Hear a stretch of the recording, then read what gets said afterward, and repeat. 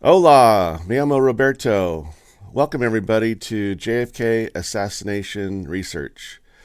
Today we'll be taking a look at the Zapruder film, specifically the last second, where we can identify four shots, three shots to the head and what looks like one shot to the back, four shots in the last second. Let's take a look at this.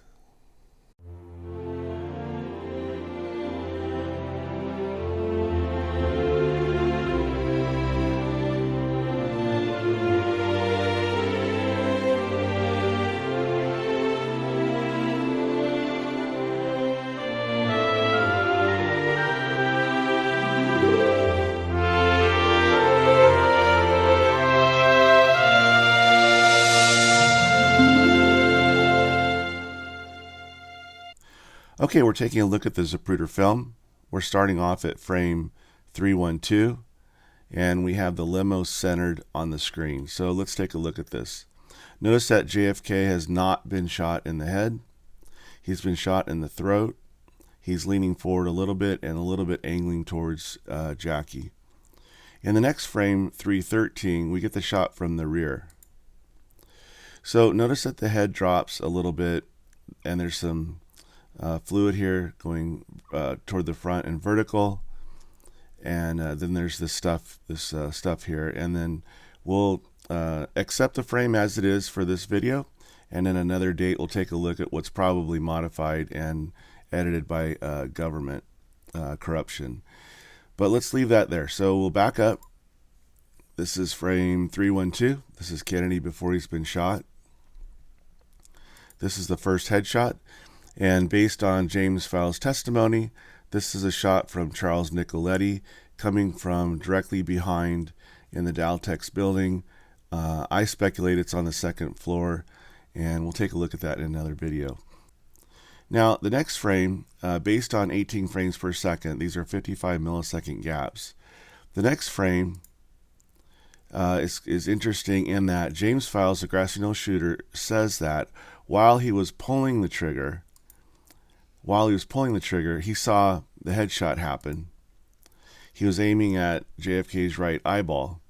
So in 110 milliseconds, what we see is right here, we see James Files' shot hitting and pushing the head back, and we could see some hair stuff go up. And again, much of this looks like it's government edited. This doesn't look natural. But we'll defer that to another day. But we do see something happening. He's been shot in the front. First shot to the front, he's been pushed back, and we're on frame 316. So let's go to the next, or 315. Let's go to 316. His head's still being pushed back, and then right about there, something interesting happens now. So far we have one shot from the rear to the head, one shot from the front to the head, but the next frame, frame 318, is really interesting. All right, two things are happening here. First thing is that the camera is blurred, and apparently Zapruder flinches when he hears gunshots, causing the camera to blur. The second thing is that the head is going to move even more violently to the rear. If we back this up, just to talk about the camera blur, let's go all the way back to the very beginning. So here's before the first shot to the head. Notice the camera blur right here. So he hears that first shot. It's a little bit of a distance away. Perhaps that's why it doesn't blur as much as some of the other ones, but it does still blur.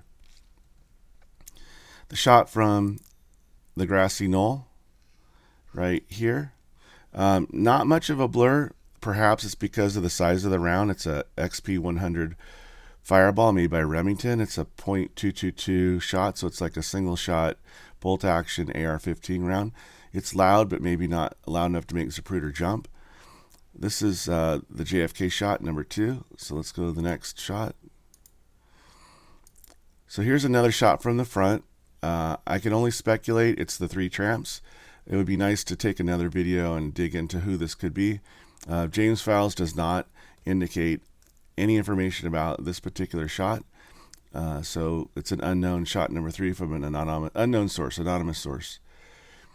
Here on frame 319, it's still blurring, so that shot was really, really loud. It really spooked Zapruder. And now we're back to kind of a normal motion where there's the head and the shoulders are going to start to come forward. Okay, so up to this point we have 3 shots. We have the shot from Charles Nicoletti from the rear, James Fowles from the front, the grassy knoll shooter. We have the 3rd shot from an unknown source, and now we're coming up to the 4th shot. So this is going to take a few moments. Frame 321, 322, 323, 324, 25, 26, 27, 28, 29, and 330. So up to this point, we have a number of frames where his body is naturally falling forward until we get to frame 331, and watch the blur.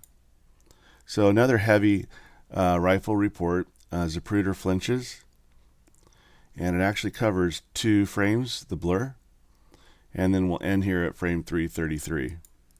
So that's a 4th shot to the back. The head didn't appear to move, so it looks like that could be the back shot.